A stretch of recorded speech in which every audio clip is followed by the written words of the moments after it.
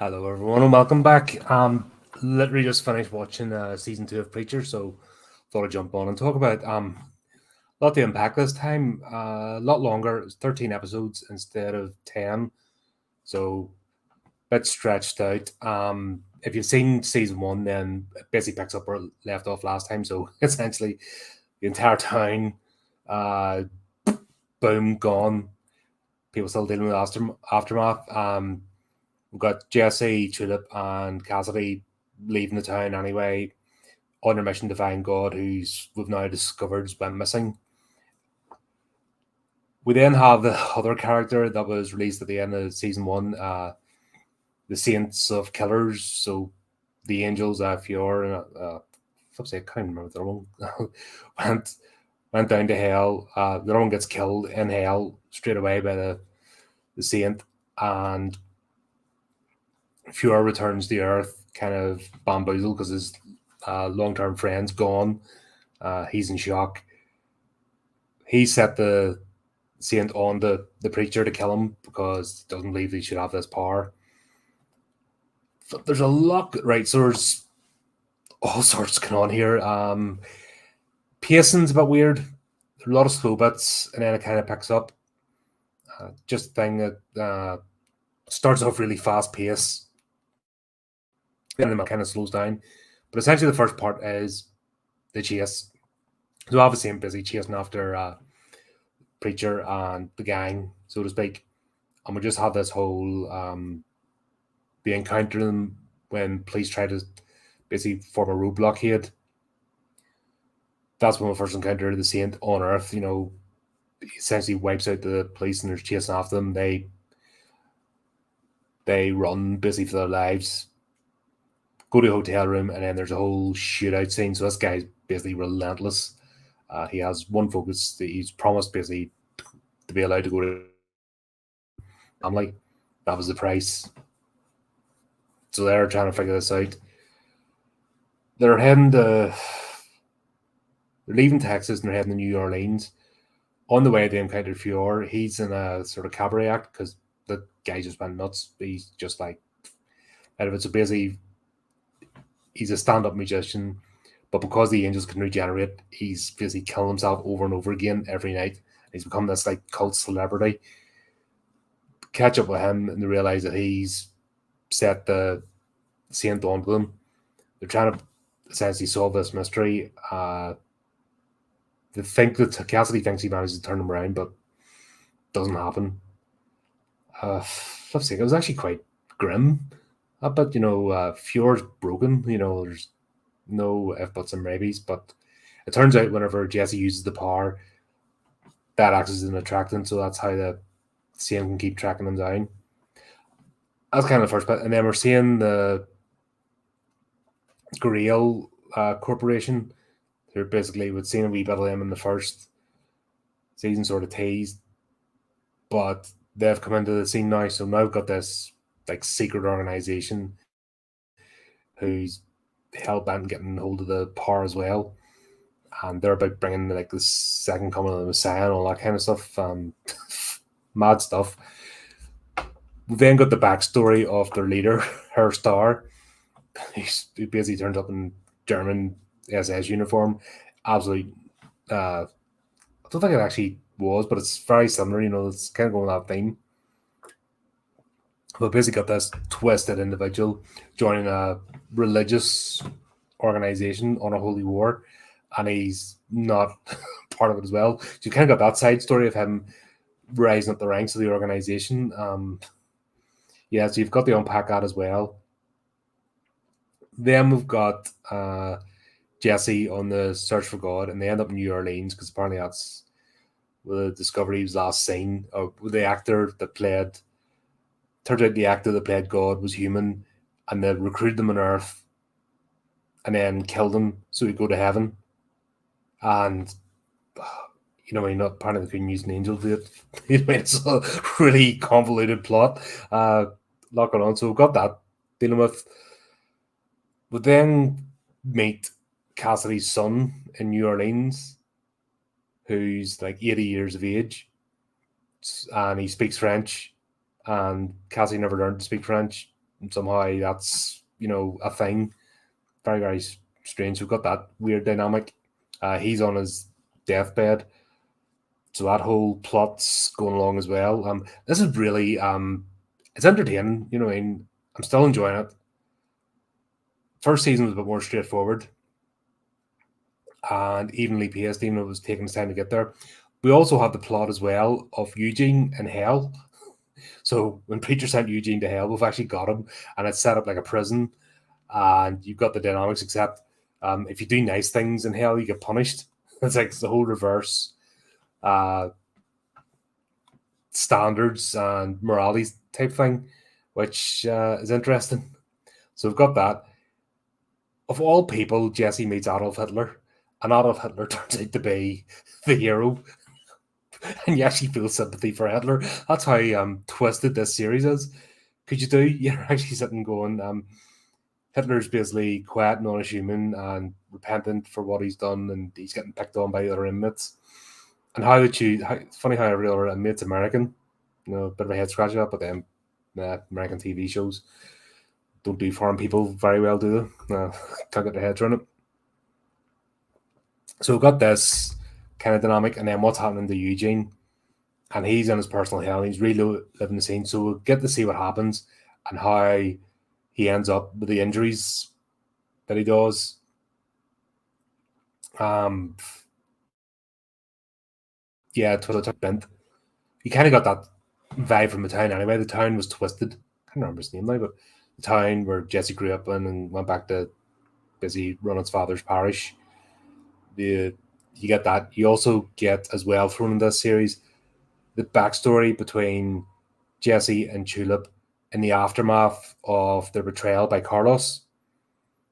So that's a whole other, that's a whole other dynamic right well. So that kind of gives the backstory up to the bit where Jesse finds out that he's still got the father's church, and that's where he makes the decision to go back. Within him doing that, next thing you know, Tulip finds out where Carlos is. Jesse didn't, and they're just they're trying to build things back up again, but they're both broken. And that was a whole plot line, you know what I mean? It's not as if they're just doing flashbacks. These are entire plot lines going on during this season, so it's a wee bit much to take. You're having to pay attention to get your head around it all. So we got that. So that's how everything culminates, and then Tulip goes after Jesse, because in the first season, it makes it look as if she's just randomly turned up, and it's been years, but it's actually all within a quick time period. We've got them dealing with the Saint, so he finds him at Jesse's son's house where they're staying, they're kind of breaking apart as a team. It's the classic, the team's falling apart sort of thing, because Jesse's on his mission. They actually find God and don't realize it, and he's in a rape dungeon. Like, in a friggin' dog suit. You're just like, what is this?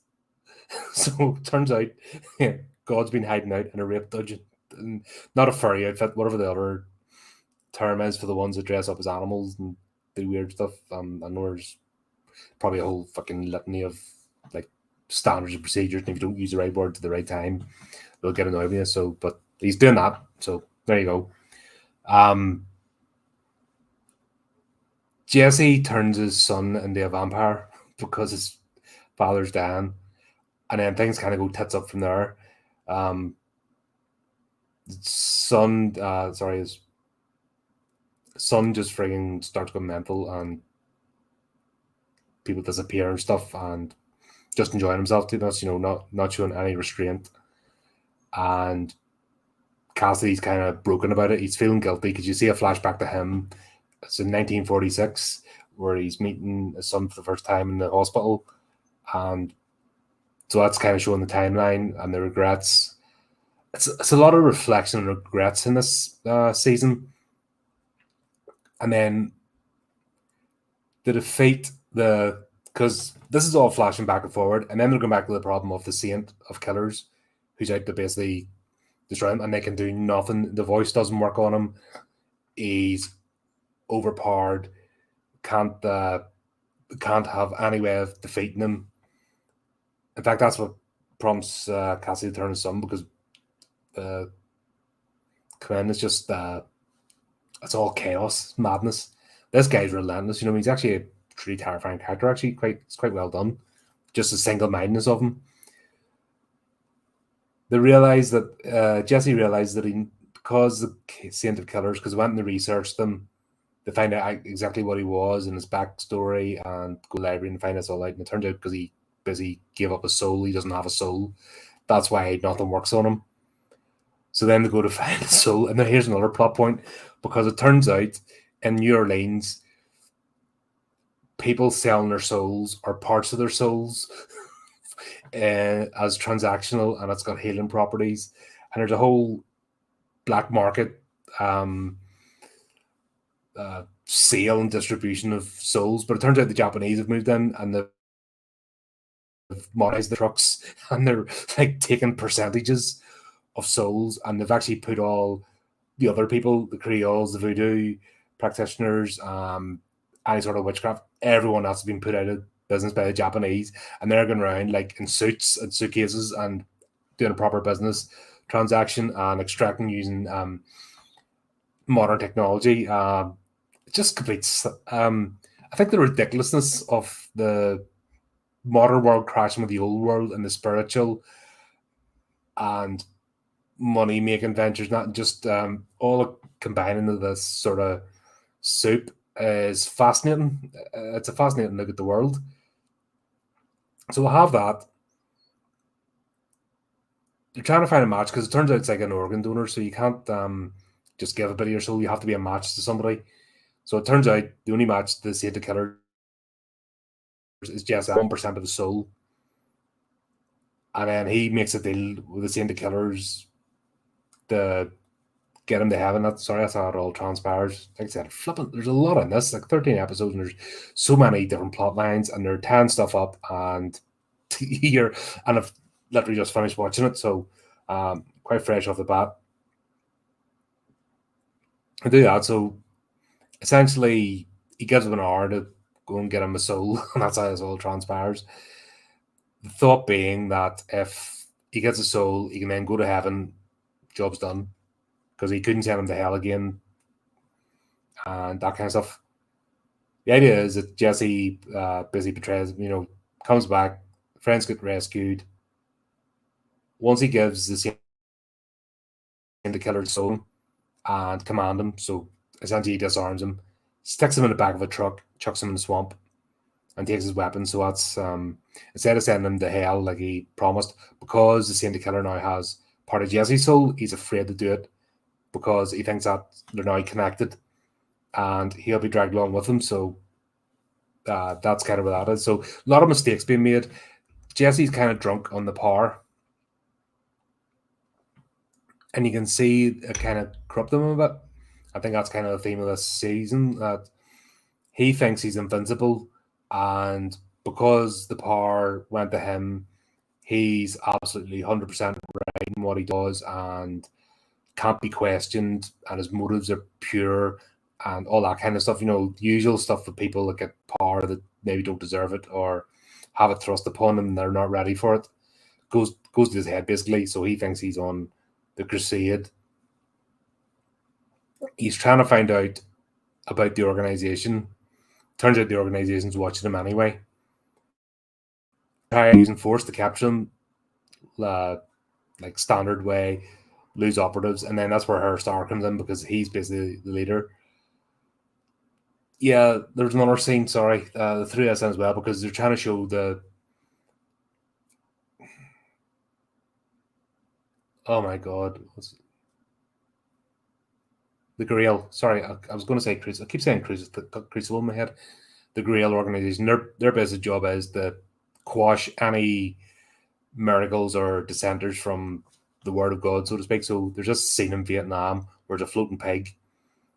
Her star arrives and basically kills the entire village, and all are watching, including busy as a cleanup operation, and then has somebody explain it away as like poison gas or something, or something in the water.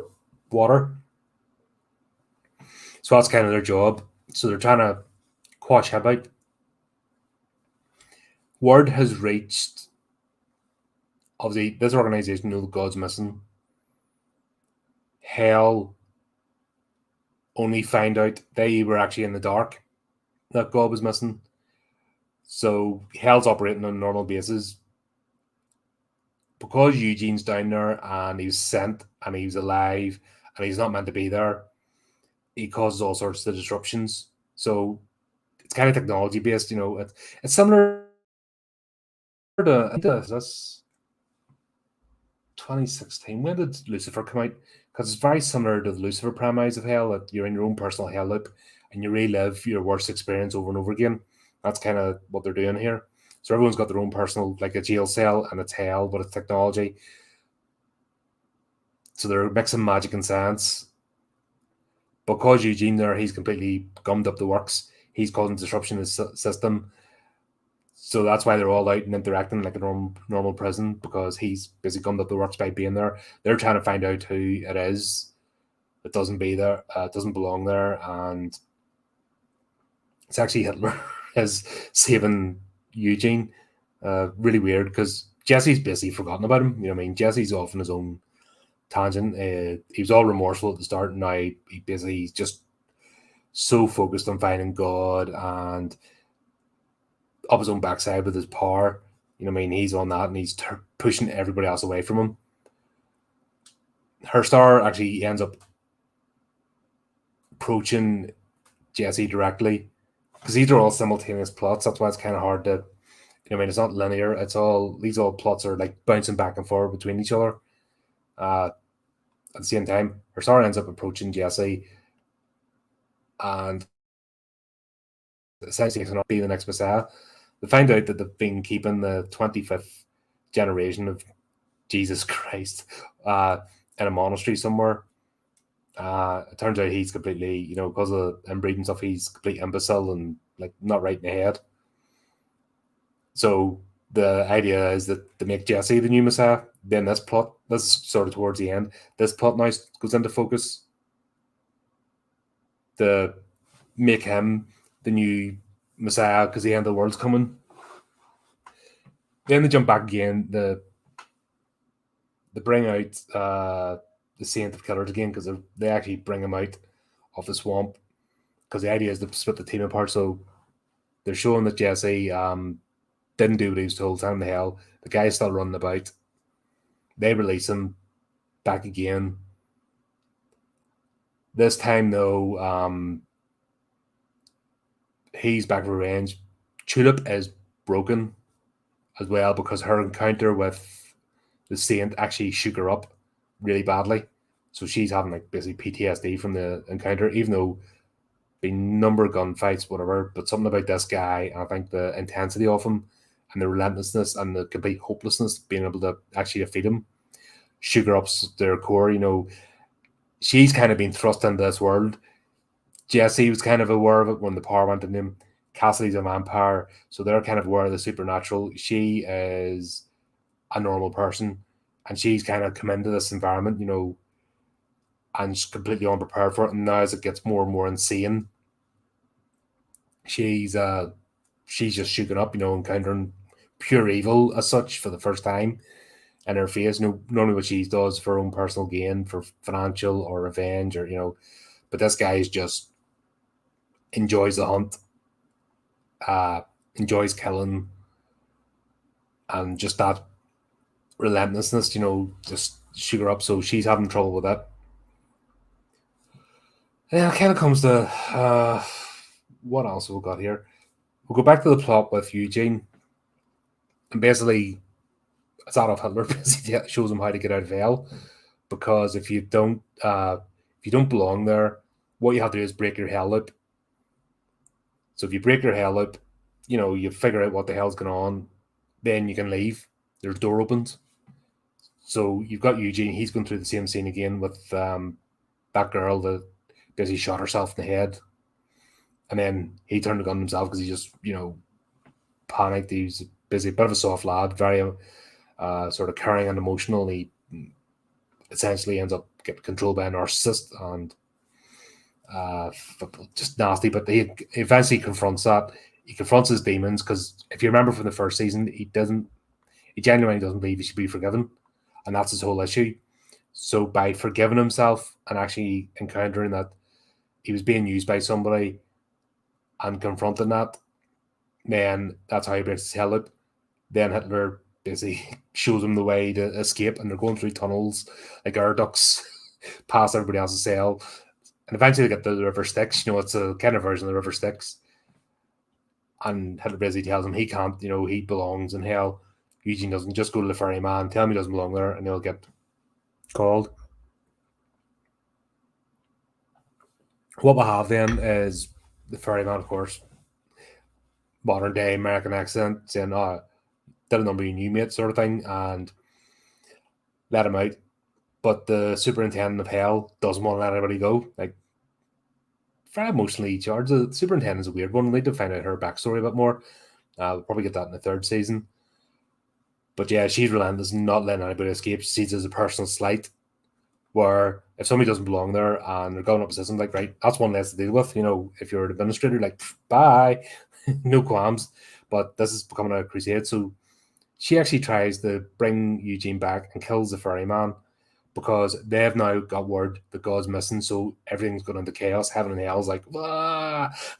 And they're like seeing an opportunity. The rules are broken. We'll do whatever we want now. Hitler actually rescues Eugene again, and then escapes with him. So it looks like Eugene can bring other people out of hell. So they jump in the ferry, go to. It's funny the way they do it. They do the mystical, but they also tie it. Like, they go on a bus, they cross an old, like, medieval ferry, like crossing the River Styx, and then they jump on a tour bus. Because it's just, the whole thing's satire at the end of the day. It's just having fun. You have to kind of get that, you have to have fun with us and not take it too literally. If you're looking for, like, supernatural drama, forget it. If you're looking for just complete satire, there's elements woven in. So we've got that. Eugene comes back with Hitler, and Hitler does a runner. So there you go. That might have been, I don't know whether it was opportunist or that was his plan all along, but there you go. That's it. Hitler's run away. So we'll see what he's going to do in season 3. Yeah, so basically everything kind of wraps up. After the attack with the Saints of Killer, when he comes back, and this time he's not taking any nonsense from Jesse. He's basically there to kill him. The Wardens of Hell turn up and basically threaten him, look, if you don't go back into your cell, God's not here anymore to stop us. We'll get one of your family members from hell to fill you, from heaven, bring them down to fill your spot, your choice. So he goes back willingly. They had a plan, so they've got cameras put up in the room. The Grail organization have been watching the whole time, and they've been trying to manipulate things. They put a plant 2 doors up, a neighbor. Tulip's trying to work through her stuff, so she's basically patching up the walls and get into all the empty apartments and cleaning them, that basically spray with blood. So it's like her kind of coping mechanism. But she meets the other plant who's a member of the Grail. She's pushing her a certain direction, but that all gets resolved. Her star convinces Jesse then to take the spot of Jesus, essentially, and become the new Messiah. Jet doing weird stuff like a celebrity, very Americanized, those mega churches and stuff, very giving those sort of vibes to it. But then Tulip, Dennis, and Cassidy getting ready to pack up and leave. Dennis is completely off his rocker, Cassidy's son, and Cassidy just makes the point of killing him there and then just shoves him out into the sunlight, burns him up. And then they're about to leave, and Tulip's going to go say goodbye to the neighbor who she didn't realize the plant. Just goes wrong, and the Grail operative just shoots her. And then this is where it kind of wraps up, because then you got her bleeding to death. Cassie was going to turn her. Jesse stops her. Oh, we see a bit of Jesse. Yeah, there's another bit of a preamble, but so we've got a flashback to Jesse is essentially in a foster home. He's in this weird cult, and what they keep doing is, as a kid, they're luring him into the swamp in a crate, almost like sensory deprivation, and they're busy torturing him, trying to brainwash him to basically say he's not a custer anymore. And this woman's trying to adopt him, make him part of a family cult or something. So he's see a bit of his childhood after his father gets killed. And there's something, they're abusive towards him. They're using him as, to get money off people. It's almost like the Artful Dodger and Charles Dickens, Oliver Twist. Almost like that type of thing, except it's in the swamps, Louisiana swamps sort of thing. But he kills the chicken in his anger because it's almost like I had a pet chicken run about, and he stomps on it. This is where we see him bringing it to her to bring back to life. So that's that kind of explanation, because then he stops. That sort of flashback explains why, instead of letting Cassidy turn her as a vampire because we weren't going to get her to hospital in time, he lets her die, and then they're finish off with them driving back to this place where he's brought up in his childhood, and then that's where season 2 finishes. There's 3 like I said, the first season was 10 episodes. I think the rest of them are 10 episodes, but this one was 13 for some reason, so they kind of stretch this one out. A lot of plot points. Could have been trimmed down a bit. It slowed down in the middle, and I think they did well tying it up, because they could have lost this. So many tangents going. They could easily have lost it, but they managed to tie it up nicely for the 3rd season, and then I think we want to see what happens next. We've still got the Grail organization to deal with. We'll finish off final season. God's in a hotel room or an apartment. So we're going to find out what's happening with him, the Grail, and then we're going to see if Chula's getting brought back to life, what the ramifications of that's going to be, and then we'll go on to the next season. Just a wee bit more, they could have maybe cut down a plot line a bit, just for my liking. But there you go. Apart from that, all good. Enjoyed it. Looking forward to the 3rd season, so I'll get that done this week, and then we'll take it from there. As soon as I get it finished, I'm watching about 2 episodes a night in between the other stuff and trying to get recording stuff and all done. So it'll probably be the weekend before I get a chance to do season 3. But as soon as I can, pop back on again, and then we'll talk through it. Just remember, folks, subscribe to our channels, whatever one you're watching this on. Make sure to like the video, please pass it around. We've all our segments, so keep an eye for those. We'll do all sorts here. We'll feature independent authors. We'll do excerpts of their stories. We'll do interviews. We'll talk about movies. We'll do games, unboxings, you name it. Anything to do with horror, we're here. So jump aboard for the ride. Listen to me waffling as well about random movies. So there's our channels. Come on board. Great to have you. And until next time, keep it creepy. Keep it horrific.